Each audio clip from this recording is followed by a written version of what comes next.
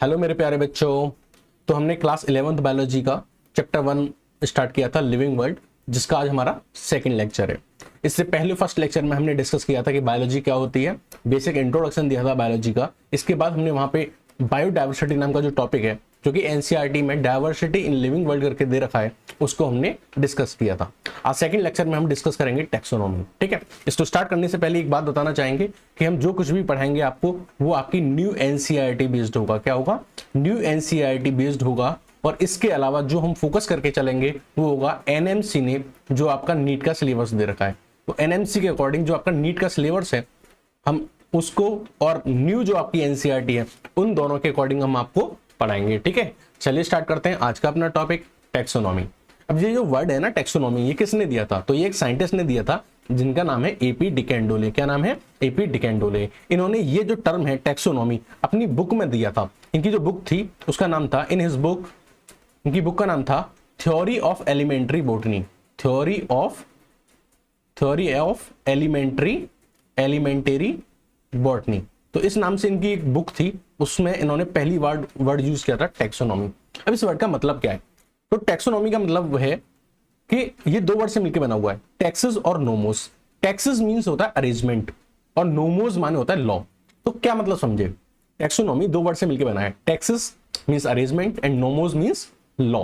यानी लॉ के हिसाब से कोई लॉ डिसाइड कर लिया और उस लॉ के हिसाब से आपको क्या करना है? अरेंजमेंट करना है। यानी कोई लॉ बना लिया आपने और उस लॉ के अकॉर्डिंग आपको क्या करना है? अरेंजमेंट करना है। इसका एक एग्जांपल लेके चलेंगे। मान लीजिए कि कोई आप एक स्कूल के ऑनर है। क्या है? आप एक स्कूल के ऑनर है और आपने डिसाइड कर लिया कि जिस बच्चे की एज 3 to 5 होगी, जिस बच्चे की एज जो होगी 3 to 5 होगी, उसे हम प्ले ग्रुप में डालेंगे, और जिसकी एज 5 to 6 होगी उसको हम केजी में डालेंगे। ठीक है, मान लीजिए जो 6 to 8 होगा उसको हम एलकेजी में डालेंगे, या फिर मान लीजिए फर्स्ट क्लास में डालेंगे। मान लीजिए ये आपने डिसाइड कर लिया। तो ये आपके क्या है? लॉ है। क्या है? ये आपके लॉ है, और इस लॉ के हिसाब से आप क्या कर रहे हैं? बच्चों का अरेंजमेंट कर रहे हैं। तो टैक्सोनॉमी का बेसिकली मतलब था कि आप क्या है, कुछ लॉ बनाइए और उन लॉ के बेसिस पे अरेंजमेंट करिए। यहां किस चीज का अरेंजमेंट होगा? यहां किस चीज का अरेंजमेंट होगा? तो यहां होगा अरेंजमेंट होगा ऑर्गेनिज्म का। किसका? ऑर्गेनिज्म का। कौन से ऑर्गेनिज्म का? लिविंग ऑर्गेनिज्म का। तो टैक्सोनॉमी क्या है? अरेंजमेंट पर लॉ। ठीक है, लॉ के हिसाब से अरेंजमेंट करना। बेसिकली अगर आप इसकी डेफिनेशन पे जाएंगे, इसकी ऑथेंटिक डेफिनेशन पे जाएंगे, तो इसकी डेफिनेशन है, taxonomy is the study of principle and procedure of classification. Taxonomy क्या है? Taxonomy is the study of principle and procedure of classification. तो यह क्या है? क्लासिफिकेशन की स्टडी। क्लासिफिकेशन की स्टडी ही क्या कहलाएगी? टैक्सोनॉमी कहलाएगी। तो हमें टैक्सोनॉमी समझना था, हमारे सामने एक नया वर्ड आ गया, दैट इज क्लासिफिकेशन। तो अब पहले क्लासिफिकेशन समझेंगे, तब जाके हमें टैक्सोनॉमी समझ आएगा। तो टैक्सोनॉमी क्या है कि अगर क्लासिफिकेशन के प्रिंसिपल्स और प्रोसीजर की स्टडी करें तो वही क्या कहलाएगी? टैक्सोनॉमी कहलाएगी। आई रिपीट अगेन, क्लासिफिकेशन के प्रिंसिपल्स और प्रोसीजर की स्टडी करें तो वो टैक्सोनॉमी कहलाएगा। लेकिन पहले मुझे क्लासिफिकेशन समझना पड़ेगा कि क्लासिफिकेशन क्या होता है, तब जाके मैं टैक्सोनॉमी को समझ पाऊंगा। चलिए स्टार्ट करते हैं, क्लासिफिकेशन क्या होता है। तो देखो, क्लासिफिकेशन का मतलब है सिंपली, क्लासिफिकेशन का मतलब क्या होता है? क्लासिफिकेशन का मतलब होता है ग्रुपिंग। किसी भी चीज की आप क्या कर रहे हो? ग्रुपिंग कर रहे हो। किस बेसिस पे? On the basis of similarity and डिससिमिलैरिटी।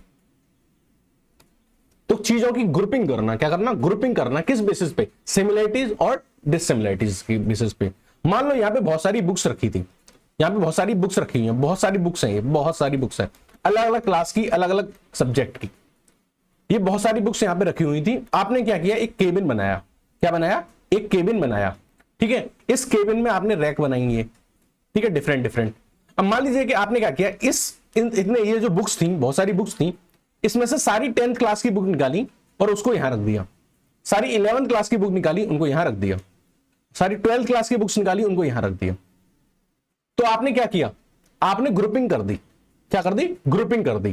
ठीक है, on the basis of similarity and dissimilarity. वो कैसे? आपने इस वाले ग्रुप में सारी 10th क्लास की बुक रखी है। तो इस वाले ग्रुप में अगर मान लीजिए 3 बुक है, इस वाले ग्रुप में मान लीजिए 3 बुक है, तो इन तीनों बुक में क्या है? सिमिलैरिटी है कि ये तीनों ही किस क्लास की बुक है? 10th क्लास की बुक है।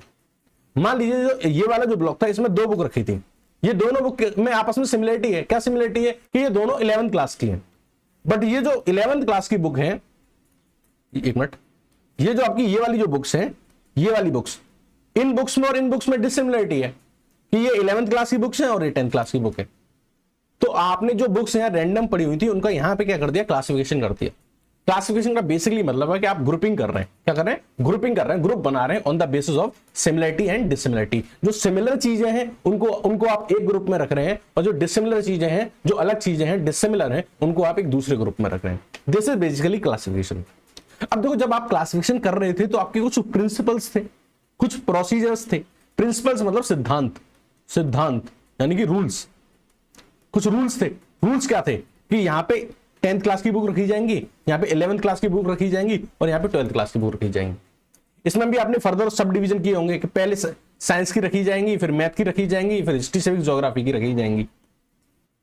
तो आप कुछ दिमाग में कुछ प्रिंसिपल्स तो बना रहे हैं, कोई प्रोसीजर तो है आपका कि पहला वाला जो ब्लॉक होगा वो 10th का होगा, सेकंड ब्लॉक 11th का होगा, थर्ड ब्लॉक 12th का होगा। तो अगर आप क्लासिफिकेशन कर रहे हैं और आपके जो क्लासिफिकेशन के प्रिंसिपल्स हैं और जो प्रोसीजर है, अगर इसी की स्टडी की जाए तो इसी की स्टडी क्या कहलाती है? टैक्सोनॉमी कहलाती है। Is it clear to you? Classification के जो आपकी प्रिंसिपल्स हैं, सिद्धांत हैं, रूल्स हैं, और जो आपके तरीके हैं, अगर उसी की स्टडी की जाए तो वही क्या कहलाती है? टैक्सोनॉमी कहलाती है। अब दिक्कत, एक चीज आती है कि हम टैक्सोनॉमी पढ़ क्यों रहे हैं? एक्चुअली हम टैक्सोनॉमी पढ़ क्यों रहे हैं? What is the practical significance of taxonomy? ठीक है, प्रैक्टिकल सिग्निफिकेंस क्या है, मतलब क्या फायदा है हमारा? साइंस बिल्कुल ही फायदे पे बेस्ड है, ठीक है। जिस चीज में हमें फायदा नहीं उसको पे ध्यान ही नहीं देना। तो इसका प्रैक्टिकल सिग्निफिकेंस क्या है टैक्सोनॉमी का? तो जो टैक्सोनॉमी है उसका जो बेनिफिट है, उसका जो सिग्निफिकेंस है वो ये है कि अगर मान लीजिए आप देखते हैं कि दुनिया में बहुत सारी नई नई स्पीसीज डिस्कवर होती रहती हैं। आपने देखा वो डिस्कवरी चैनल वाले हैं, वो अपना कैमरा लेके घूमते रहते हैं इधर उधर और ढूंढते रहते हैं नए नए ऑर्गेनिज्म। या फिर आपने न्यूज वगैरह में देखा होगा कि आज समुद्र में, सी में ये एक अलग तरह की मछली दिखी या अलग तरह का ऑक्टोपस दिखा। तो होता क्या कि नई नई स्पीसीज हमें हमें मिलती रहती है, हम ढूंढते रहते हैं, हमें मिलती रहती है। तो अब वो नई स्पीसीज क्या है, वो कोई स्नेक है, वो कोई फिश है, वो कोई बर्ड है, इसका आइडेंटिफिकेशन कैसे कर पाओगे आप? ठीक है, तो उसका आइडेंटिफिकेशन करने के लिए और उसको सही जगह ग्रुपिंग करने के लिए, उसको सही जगह क्लासिफिकेशन करने के लिए, एक अननोन ऑर्गेनिज्म को आइडेंटिफाई करने के लिए और उसको ग्रुपिंग करने के लिए, उसका क्लासिफिकेशन करने के लिए हमें टैक्सोनॉमी की जरूरत पड़ती है। बिल्कुल ऐसे समझो कि ये जो आपका बुक्स का कलेक्शन था, इसमें एक नई बुक ऐड हुई, ये नई बुक ऐड हुई। तो आप अगर यहां पे एक नई बुक ऐड हुई है तो क्या करोगे? पहले आप इस बुक को देखोगे, इसका आइडेंटिफिकेशन करोगे कि ये बुक किस क्लास की है। ठीक है, किस क्लास की है। तो जब आप इसको खोल के देखोगे कि अच्छा ये तो 6th क्लास की बुक है, ठीक है, फिर आप ये देखोगे ये किस सब्जेक्ट की बुक है। मान लो कि ये बुक 12th क्लास की थी और 12th क्लास में ये बुक मैथ्स की थी। जो आपने नई बुक ढूंढी है, मान लीजिए 12th क्लास की बुक थी और ये मैथ की बुक थी। तो पहले तो आपने बुक को खोला और आइडेंटिफाई किया कि ये किस क्लास की बुक है, किस सब्जेक्ट की बुक है। फिर आपको याद आया कि मैंने एक क्लासिफिकेशन किया है और उस क्लासिफिकेशन में इस बुक की जो जगह होगी वो ये वाली होगी, 12th क्लास मैथ सेक्शन। तो आप किसी नए ऑर्गेनिज्म को आइडेंटिफाई कर पा रहे हैं और उसकी ग्रुपिंग कर पा रहे हैं। इसमें किसका रोल है? टैक्सोनॉमी का रोल है। तो the practical significance of taxonomy is identification and classification of unknown organism. इतनी बात क्लियर है आपको? ठीक है। फादर ऑफ जो टैक्सोनॉमी कहलाते हैं वो कहलाते हैं Carolus Linnaeus. Father of plant taxonomy भी पूछा जाए तब भी आप आंसर दोगे Carolus Linnaeus. Father of animal taxonomy पूछा जाए तब भी आप आंसर दोगे कैरोलस लीनियस। लेकिन अगर आपसे पूछा जाए father of ancient animal taxonomy, ये तो मॉडर्न है, ये किसके फादर ने? तीनों मॉडर्न। ठीक है, ठीक है। फादर ऑफ एंशिएंट, एंशिएंट मतलब पुराने जमाने की एनिमल टैक्सोनॉमी। तो पुराने जमाने की अगर एनिमल टैक्सोनॉमी की बात करी जाए तो उसके जो फादर हैं वो एरिस्टोटल है। तो आपको पता है father of zoology, father of zoology यानी एनिमल्स भी कौन है? एरिस्टोटल है। तो अगर आपसे पूछे father of ancient animal taxonomy तो आंसर जाएगा एरिस्टोटल। और father of ancient plant taxonomy तो आंसर जाएगा थियोफ्रास्टस। आप जानते हैं थियोफ्रास्टस जो है वो फादर ऑफ बॉटनी भी है। ओके, क्लियर है यहां तक? अब ठीक है, अब हम बात करेंगे कि टैक्सोनॉमी में हम क्या क्या पढ़ेंगे, टैक्सोनॉमी के अंडर क्या क्या चीजें आती हैं। तो टैक्सोनॉमी के अंदर आएंगी 5 चीजें। आपकी एनसीईआरटी में 4 चीजों का जिक्र है, हम 5 चीजें पढ़ाएंगे, एक ये एक्स्ट्रा पढ़ा देंगे, ठीक है। तो एनसीईआरटी जिन 4 चीजों का जिक्र करता है टैक्सोनॉमी, वो है पहला है कैरेक्टराइजेशन, दूसरा है आइडेंटिफिकेशन, तीसरा है नोमेनक्लेचर और चौथा है क्लासिफिकेशन। कि अगर आप टैक्सोनॉमी की स्टडी कर रहे हो तो आप इन 5 पॉइंट्स पे आप फोकस करोगे। And fifth one is affinities. ये 5 पॉइंट आपके जहन में होने चाहिए अगर आप टैक्सोनॉमी की स्टडी कर रहे हो। कहने का मतलब है पहला जो टॉपिक है वो है कैरेक्टराइजेशन। कि अगर टैक्सोनॉमी की स्टडी कर रहे हो तो आपको कैरेक्टराइजेशन आना चाहिए। कैरेक्टराइजेशन का मतलब होता है आइडेंटिफिकेशन, किसी भी ऑर्गेनिज्म का आइडेंटिफिकेशन। देखो मान लीजिए कि आपको कोई न्यू स्पीसीज मिली, आप डिस्कवरी चैनल वाले हो और आप कैमरा लेके घूम रहे हो और आपको कोई न्यू स्पीसीज मिली, तो आपको पहले क्या आना चाहिए? कैरेक्टराइजेशन। आपको उस चीज को आइडेंटिफाई कैसे करोगे? पहले देखोगे कि उस चीज में है क्या। सपोज करो कि आपको कोई ऐसा ऑर्गेनिज्म मिला जिसकी बॉडी पे हेयर्स है।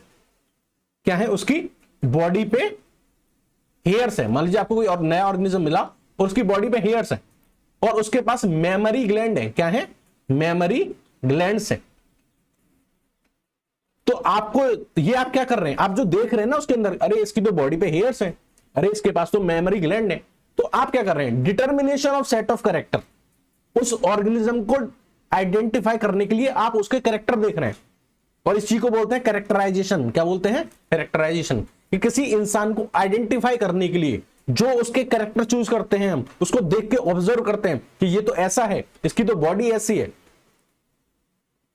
ओके, तो जैसे अगर आपने देखा कि किसी की बॉडी पे हेयर्स है, किसी की यार इसके पास तो मेमोरी ग्लैंड है, तो आप उसके कैरेक्टर्स देख रहे हैं उसको आइडेंटिफाई करने के लिए। तो जब आप किसी भी ऑर्गेनिज्म को आइडेंटिफाई करने के लिए उसके कैरेक्टर्स को ऑब्जर्व करते हैं तो उसी चीज को हम क्या बोलते हैं? कैरेक्टराइजेशन। चलो अब आपने उसके कैरेक्टर्स देख लिए, अब आप क्या करोगे? उस कैरेक्टर को अपनी प्रीवियस नॉलेज से मैच करोगे कि वो कौन से ऑर्गेनिज्म होते थे जिनकी बॉडी पे हेयर्स होते थे, वो कौन से ऑर्गेनिज्म होते थे जिनके पास मेमोरी ग्लैंड होते थे। तो अगर आपने जूलॉजी पढ़ रखी है, आपने बॉटनी पढ़ रखी है, तो आपको याद आएगा, अच्छा एक क्लास होती थी जिसका नाम था मैमेलिया। क्या होती थी? मैमेलिया नाम की क्लास होती थी। इस क्लास में सिर्फ वही ऑर्गेनिज्म आते थे जिनके पास मेमोरी ग्लैंड्स होते थे। तो आप उस ऑर्गेनिज्म को देख के तुरंत पहचान लोगे कि ये मैमेलिया ग्रुप का मेंबर है। ये किसके सिमिलर है? ये मैमेलिया के सिमिलर है, मैमल्स के सिमिलर है। तो आप आइडेंटिफाई कर पाए उसको। आइडेंटिफाई करने के लिए आपको पहले क्या करना पड़ा? उसका कैरेक्टराइजेशन। उसके आपने कैरेक्टर्स चूज किए और उन कैरेक्टर्स को आपने रिलेट किया किससे? पार्टिकुलर सेट ऑफ कैरेक्टर्स जो आपको पहले से पता है अपनी प्रीवियस नॉलेज से। तो आइडेंटिफिकेशन क्या है? जिससे आप ऑर्गेनिज्म को रिकॉग्नाइज करते हैं। आइडेंटिफिकेशन मतलब किसी भी ऑर्गेनिज्म को पहचानना, रिकॉग्नाइज करना। किसकी हेल्प से? उस ऑर्गेनिज्म के कैरेक्टर को देख के और उनको अपनी प्रीवियस नॉलेज से रिलेट करके कि अच्छा ऐसे कैरेक्टर तो उस ऑर्गेनिज्म के होते थे, उस ग्रुप के होते थे, तो ये बंदा भी क्या है? उस ग्रुप का बंदा है। इतनी बात समझ में आ गई आपको? That is identification. Third is nomenclature. Nomenclature क्या है? अब आपने किसी भी ऑर्गेनिज्म को आइडेंटिफाई कर लिया, तो अब आप क्या करेंगे? उसको कोई नाम दे देंगे ताकि उस नाम से वो पूरे वर्ल्ड में जाना जाए। समझ रहे हो? और हम ऐसा नाम देना प्रेफर करते हैं, इसको हम बोलते हैं साइंटिफिक नेम। क्या बोलते हैं? Scientific name. हम उस ऑर्गेनिज्म को साइंटिफिक नेम देना पसंद करेंगे। साइंटिफिक नेम वो मतलब एक ऐसा नाम जिससे वो पूरे वर्ल्ड में रिकॉग्नाइज किया जाए सेम नाम से। वरना आपको पता है कि जैसे अगर आप इंडिया में रहते हैं तो आप इंडिया में अगर 200 किलोमीटर क्रॉस कर देते हैं तो लैंग्वेज बदल जाती है, लोगों की वर्डिंग्स बदल जाती हैं। कोई जो कछली जो होती है, कछली जिससे हम पूरी सीखते हैं, उसको कोई झबिया बोलता है, कोई कछली बोलता है, कोई कुछ बोलता है। ठीक है? तो यहां तो पल पल पे मतलब थोड़े थोड़े डिस्टेंस पे नाम बदल जाते हैं। तो हम उस ऑर्गेनिज्म को एक ऐसा नाम देंगे जिसको हम साइंटिफिक नेम बोलेंगे और इस नेम से वो क्या होगा? पूरे वर्ल्ड में जाना जाएगा सेम नेम से। जैसे अगर मैं ह्यूमंस की बात करूं तो ह्यूमंस को बोलते हैं होमो सैपियंस। अब आप पूरे वर्ल्ड में कहीं भी जाके होमो सैपियंस बोलोगे तो उसका एक ही मतलब होगा, ह्यूमंस। बात समझ में आ गई आपको? तो नोमेनक्लेचर का मतलब क्या है कि आप उसका नामकरण कर रहे हैं, नेमिंग कर रहे हैं ऑर्गेनिज्म की। कुछ आपने इंटरनेशनल साइंटिफिक रूल्स हैं, उन साइंटिफिक रूल्स का ध्यान में रखते हुए आप ऑर्गेनिज्म का नामकरण कर रहे हैं और इसी नाम से वो ऑर्गेनिज्म पूरे वर्ल्ड में जाना जाएगा। तो आपने अब तक क्या कर लिया, कैरेक्टराइजेशन कर लिया, उसके कैरेक्टर देख लिए, फिर उस कैरेक्टर की हेल्प से आपने उसका आइडेंटिफिकेशन कर लिया, आइडेंटिफाई हो गया तो अब आपने उसका नामकरण कर दिया, नॉमेनक्लेचर कर दिया।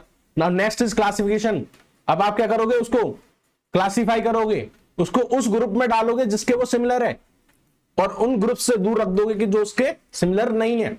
आपको पता था कि उसकी बॉडी पे हेयर्स हैं, क्या है, बॉडी पे हेयर्स हैं, आपने देखा कि उसके पास मेमोरी ग्लैंड है, तो आप इसे किस ग्रुप में डालोगे, क्या आप इसे आर्थ्रोपोडा में डालोगे, जॉइंटेड लेग्स वाले में, नहीं, आप इसे किस में डालोगे, आप इसे डालोगे क्लास मैमेलिया में, क्योंकि इसके जो कैरेक्टर है वो किससे सिमिलर है, मैमल्स के सिमिलर है। तो आप इसका क्लासिफिकेशन करोगे, उसको उसके कन्वीनियंट ग्रुप में डालोगे, किसमें, कन्वीनियंट ग्रुप में डालोगे, जो उसके सिमिलर हो, उन ऑर्गेनिज्म के साथ रखोगे जिसके कैरेक्टर्स उससे सिमिलर हैं, उससे मैच खाते हैं। तो हमने उसका क्या कर दिया, क्लासिफिकेशन कर दिया। ये 4 चीजें थी जो आपकी एनसीईआरटी बताती है। एक एक्स्ट्रा हम बता दे रहे हैं, एफिनिटीज। क्लासिफिकेशन के बाद हम देखते हैं कि ऑर्गेनिज्म की एफिनिटीज मतलब इंटर रिलेशनशिप बिटवीन ऑर्गेनिज्म, कि उस ऑर्गेनिज्म का बिहेवियर अदर ऑर्गेनिज्म के लिए कैसा है। कभी कभी ऐसा होता है कि 2 स्पीशीज एक दूसरे के बिना जिंदा नहीं रह पाती हैं। तुम होगे तब भी मैं रहूंगी, मैं रहूंगी तो ही तुम रहोगे, दोनों में से कोई भी एक छोड़ के जाएगा तो दोनों सुसाइड कर लेंगे, मतलब मर जाएंगे, सॉरी सुसाइड तो नहीं करेंगे, मतलब दोनों का साथ रहना जरूरी है। किसी एक ने भी साथ छोड़ा, दीवाना तेरा मर जाएगा, दूसरा वाला खुद ही मर जाएगा। ऐसी इंटर रिलेशनशिप्स, एक्स का इसको बोलते हैं म्यूचुअलिज्म। क्या बोलते हैं, म्यूचुअलिज्म। दोनों एक दूसरे की हेल्प कर रहे हैं, दोनों एक दूसरे के साथ रह रहे हैं। एग्जाम्पल है लाइकेंस, एल्गी और फंजाई, आपने सुना होगा साथ रहती हैं तो हम इसी को बोलते हैं लाइकेंस। अब एल्गी जो होती है वो इस फंजाई को फूड प्रोवाइड कराती है, और फंजाई जो होती है वो इस एल्गी को शेल्टर यानी रहने के लिए जगह और वाटर एंड मिनरल्स प्रोवाइड कराती है ताकि ये एल्गी खाना बना पाए। तो दोनों एक दूसरे की हेल्प कर रहे हैं, एल्गी फंजाई को खाना दे रही है और फंजाई एल्गी को क्या दे रहा है, शेल्टर, रहने के लिए जगह, वाटर, मिनरल्स। तो इंटर रिलेशनशिप है ऑर्गेनिज्म के बीच में। ओके, की बात समझ में आ गई। चलो अब बात करते हैं टाइप ऑफ टेक्सोनॉमी। टेक्सोनॉमी कितने तरह की होती है, तो एक होता है क्लासिकल टेक्सोनॉमी, यानी वो टेक्सोनॉमी जो किस पे बेस्ड है, मॉर्फोलॉजिकल कैरेक्टर पे बेस्ड है। अब मॉर्फोलॉजिकल कैरेक्टर क्या मतलब होता है, अगर मैं किसी ऑर्गेनिज्म के बाहर के स्ट्रक्चर ही देख रहा हूं बस कि ये बाहर से कैसा दिख रहा है, तो वो है मॉर्फोलॉजिकल कैरेक्टर। तो किसी भी ऑर्गेनिज्म के बारे में हम अगर स्टडी करते हैं और उसके बाहर के कैरेक्टर देखते हैं, सिर्फ उसके एक्सटर्नल अपीयरेंस को देखते हैं, किसको देखते हैं, उसकी एक्सटर्नल अपीयरेंस को देखते हैं, उसका कलर देखते हैं, उसकी हाइट देखते हैं, उसका नेचर देखते हैं, तो ऐसी टेक्सोनॉमी जो सिर्फ मॉर्फोलॉजिकल कैरेक्टर पे बेस्ड है, जो एक्सटर्नल अपीयरेंस, एक्सटर्नल चीजों पे बेस्ड है, उसको बोलते हैं classical taxonomy. Next is modern taxonomy. Modern taxonomy में उसकी मॉर्फोलॉजी तो देखी ही जाती है, यानी वो बाहर से कैसा दिखता है, हाइट कितनी है, कलर कैसा है, किस एनवायरनमेंट में रहता है, वो सब तो देखा ही जाएगा। उसके अलावा उसकी एनाटॉमी भी डिस्कस की जाएगी। एनाटॉमी मतलब उसको काट के देखा जाएगा, किसके अंदर क्या क्या ऑर्गन्स प्रेजेंट है, वो ऑर्गन्स फंक्शन कैसे करते हैं, इसका हार्ट है तो कितने चैम्बर्ड हार्ट है, 2 चैम्बर्ड वालों को एक ग्रुप में रखो, 3 चैम्बर्ड वालों को एक ग्रुप में रखो, 4 चैम्बर्ड वालों को एक ग्रुप में रखो। बस में आई। तो आप एनाटॉमी भी देख रहे हैं, आप मॉर्फोलॉजी भी देख रहे हैं, आप एनाटॉमी भी देख रहे हैं, आप सेल बायोलॉजी भी देख रहे हैं कि वो किस तरह की सेल से मिलकर बना है, किस टाइप की सेल से मिलकर बना है, कितनी सेल्स हैं इसके अंदर, उन सेल के फंक्शन क्या है, इन सेल बायोलॉजी भी कंसीडर करेंगे। आप इकोलॉजिकल इंफॉर्मेशन भी जानेंगे कि वो किस हैबिटेट में रहता है। अगर आप ये सब स्टडी करते हैं तो ये सब क्या कहलाता है, मॉडर्न टेक्सोनॉमी कहलाता है। तो अगर आपकी टेक्सोनॉमी इन सारी चीजों पे बेस्ड है, morphology, anatomy, cell biology, ecological information, तो हम उसको क्या कहेंगे, मॉडर्न टेक्सोनॉमी कहेंगे। तो डिफरेंस समझ में आएगा क्लासिकल टेक्सोनॉमी और मॉडर्न टेक्सोनॉमी में। ओके, क्लियर है यहां तक। अब हम पढ़ाने जाएंगे next topic, that is systematics. कि सिस्टमैटिक्स क्या होता है। तो ये जो वर्ड है सिस्टमैटिक्स, सिस्टम याद आया कुछ, बिग बॉस, सिस्टम। तो सिस्टम मतलब एक तरीका, एक पैटर्न, एक अरेंजमेंट, ठीक है। तो ये जो टर्म है सिस्टमैटिक्स, ये किसने दिया था, लीनियस ने दिया था, और इन्होंने भी अपनी किताब में ही दिया था जिसका नाम है सिस्टमा नेचुरी। ये किताब इंपोर्टेंट है, इस पे नीट पे सवाल आ चुका है और आ भी सकता है कि लीनियस की बुक का नाम क्या था, सिस्टमा नेचुरी, रट लीजिए। जो सिस्टमैटिक्स है ये टर्म कहां से लिया गया है, लैटिन वर्ड सिस्टमा। सिस्टमा मतलब सिस्टमैटिक अरेंजमेंट ऑफ ऑर्गेनिज्म, कि आप ऑर्गेनिज्म को एक सिस्टम एक अरेंजमेंट में ऑर्गेनाइज करिए, एक पैटर्न में ऑर्गेनाइज करिए। किसके रेस्पेक्ट में? जो सिमिलर है उनको एक साथ रखिए और जो डिसिमिलर है उनको अलग रखिए, दूसरे ग्रुप में रखिए। अब आप कहेंगे सर टैक्सोनॉमी भी तो आप यही पढ़ा रहे थे, टैक्सोनॉमी भी तो यही थी कि आप सिमिलर चीजों को एक साथ रखिए और डिसिमिलर को एक साथ अलग रखिए, तो फिर अंतर क्या है? एक ही बात क्यों नहीं बोल देते? नहीं, अंतर है, वही अंतर बताना चाह रहे हैं। देखो ध्यान से सुनो क्या अंतर है। सिस्टमैटिक्स में टैक्सोनॉमी की तो पढ़ाई होती है, यानी कि सिस्टमैटिकली अरेंज किया जाता है ऑर्गेनिज्म को। किसके बेसिस पे? सिमिलरिटी और डिसिमिलरिटी के बेसिस पे। लेकिन एक चीज और ध्यान दी जाती है, वो टैक्सोनॉमी में नहीं ध्यान दी जाती थी, वो है इवोल्यूशनरी रिलेशनशिप। इवोल्यूशनरी रिलेशनशिप, इस चीज का ध्यान टैक्सोनॉमी में नहीं रखा गया था, इसलिए एक नया वर्ड आया सिस्टमैटिक्स। सिस्टमैटिक्स क्या है? अगर मैं एक लाइन में खत्म करूं इसे तो सिस्टमैटिक्स है टैक्सोनॉमी प्लस इवोल्यूशनरी रिलेशनशिप। अरे सर इस इवोल्यूशनरी रिलेशनशिप का मतलब क्या है? ये कौन सी रिलेशनशिप है? क्या ये सिचुएशनशिप है? क्या ये एक तरफा प्यार है? ये क्या है? तो देखो इवोल्यूशनरी रिलेशनशिप का मतलब होता है कि किसके बाद कौन सा ऑर्गेनिज्म आया। आप ग्रुपिंग तो कर रहे हो, लेकिन उस ग्रुपिंग को आपको एक तरीके में ऑर्गेनाइज करना है। जैसे आपने पढ़ा कि पहले थैलोफाइटा आया, फिर ब्रायोफाइटा आया, फिर टेरिडोफाइटा आया, फिर जिम्नोस्पर्म आया, फिर एंजियोस्पर्म आया। तो आपने क्या किया? इवोल्यूशन के हिसाब से अरेंज किया है, आपने इनको इवोल्यूशनरी रिलेशनशिप दी है कि किसके बाद कौन आया। तो अगर आप टैक्सोनॉमी की पढ़ाई करते हैं, यानी ऑर्गेनिज्म को सिमिलरिटी और डिसिमिलरिटी के बेसिस पे अरेंज करते हैं, और इसके साथ साथ अगर आप इस चीज का भी ध्यान देते हैं कि उनकी इवोल्यूशनरी रिलेशनशिप भी मेंटेन की जाए, तो हम इसी को बोलते हैं systematics. Systematics is basically taxonomy plus evolutionary relationship. बात समझ में आई कि नहीं? बात समझ में आई कि नहीं? ठीक है। अब दो एनसीईआरटी क्या कहती है डेफिनेशन सिस्टमैटिक्स की? Knowing more about different kind of organism, कि आप डिफरेंट ऑर्गेनिज्म के बारे में जानो, उनकी डायवर्सिटी के बारे में जानो, और उनके बीच में जो रिलेशनशिप है उसको जानो। इसी को हम क्या कहते हैं? सिस्टमैटिक कैसे। यानी ऑर्गेनिज्म के बारे में जानो, उनकी डायवर्सिटी के बारे में जानो, और उनकी रिलेशनशिप के को समझो। उनकी जो रिलेशनशिप है यानी इवोल्यूशनरी रिलेशनशिप है, आप उसको समझो। उसी को हम क्या बोलते हैं? सिस्टमैटिक्स बोलते हैं। अब सिस्टमैटिक्स डिफरेंट कैसे है टैक्सोनॉमी से, वो मैंने आपको बता दिया कि सिस्टमैटिक्स में आपको इवोल्यूशनरी रिलेशनशिप का ध्यान रखना है, जो कि टैक्सोनॉमी में नहीं रखा गया था। इवोल्यूशनरी रिलेशनशिप को मैं एक तरीके से और समझाना चाहूंगा आपको। देखो सबसे पहले इस दुनिया में आए थे मोनेरा, किंगडम मोनेरा के ऑर्गेनिज्म, फिर आए थे किंगडम प्रोटिस्टा के ऑर्गेनिज्म। अब इस किंगडम प्रोटिस्टा से ही हमारे बने हैं kingdom Plantae, kingdom fungi, kingdom Plantae और किंगडम एनिमेलिया। समझ रहे हो कि नहीं समझ रहे हो? ऊपर से तो नहीं जा रहा है, हैवी तो नहीं हो रहा है। पक्की बात है कि नीट में इससे बाहर नहीं जाएगा, ठीक है, बस दम नहीं तोड़ना। इवोल्यूशनरी रिलेशनशिप का क्या मतलब है कि किसके बाद कौन आया।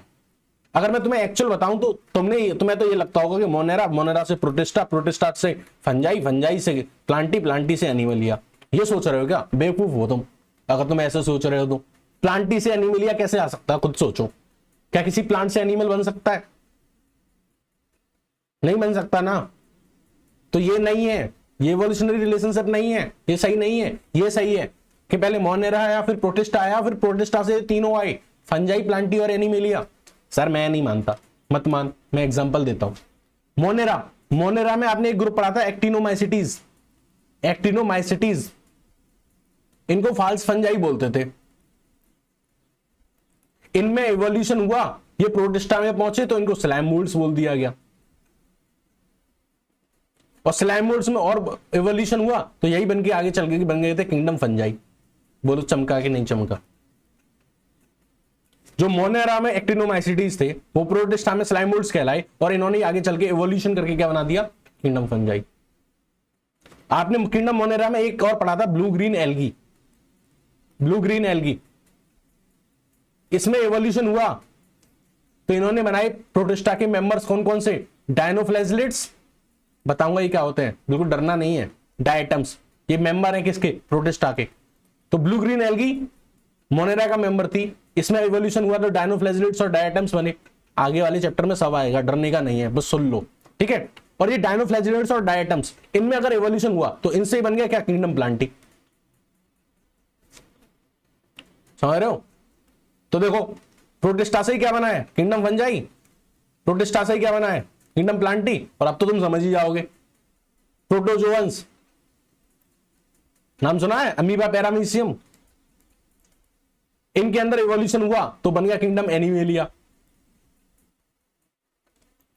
एनिमल्स। तो एनिमल्स का इवोल्यूशन कहां से हुआ है, प्रोटोजोअन्स से, अमीबा पैरामीशियम यूग्लिना, इनका इवोल्यूशन होके। किंगडम प्लांटी कहां से बना है, ब्लू ग्रीन एल्गी, उनके अंदर से इवोल्यूशन हो गए।